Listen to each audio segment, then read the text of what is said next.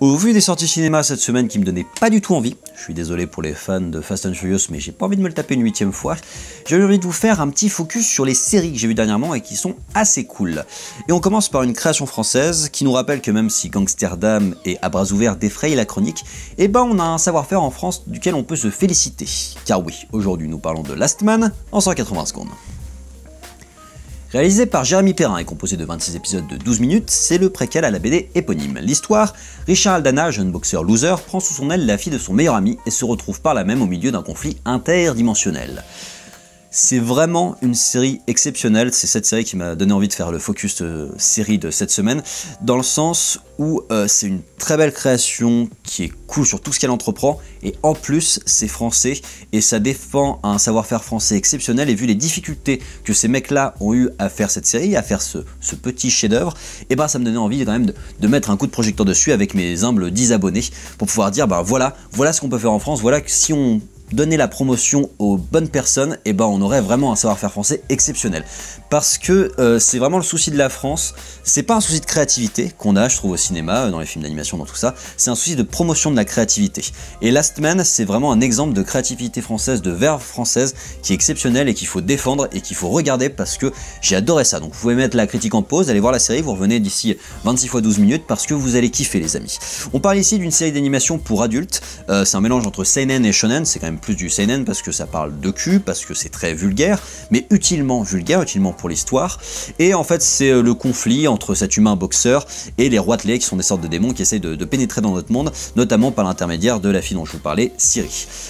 Cette série est cool parce qu'elle réussit tout ce qu'elle entreprend, aussi bien dans son fond, on a une vraie histoire digne d'un bon seinen, d'un bon shonen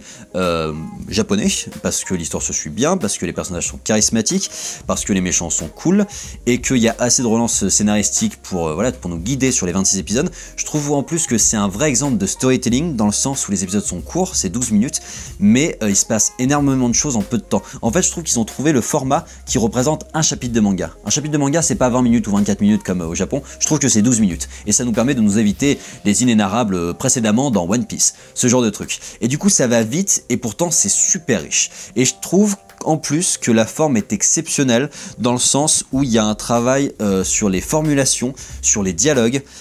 qui donne une ambiance et une verve très particulière à la France. C'est du Kaamelott en plus vulgaire avec une verve très particulière à ces mecs là dans le sens où ça s'insulte, il y a vraiment des métaphores dégueulasses, ce genre de choses, sauf que c'est très bien dit et c'est notamment très bien formulé par les comédiens de doublage. Excellent travail sur les comédiens de doublage, sur l'adaptation française. En premier lieu Martial Leminou et Vincent Ropion qui sont connus pour être Professeur Layton et Jasquier, moi je les connaissais pour ça, et qui là se font un plaisir fou de faire des rôles très différents, notamment Martial Leminou qui du coup nous sort un nombre de vannes glauques, vulgaires au possible, des putains, des putes, et tout ce que tu veux, sauf que c'est tellement savamment dit que ça passe comme une lettre à la poste, comme papa dans maman, j'ai envie de dire. C'est excellent et j'ai envie de dire un gros cocorico parce que malgré le peu de soutien des instances conventionnelles, les gars derrière Last Man peuvent être fiers d'avoir proposé une série d'animation pour adultes de haute volée qui laisse croire qu'il est encore possible de tenter des choses nouvelles en France. Et j'ai envie de dire top.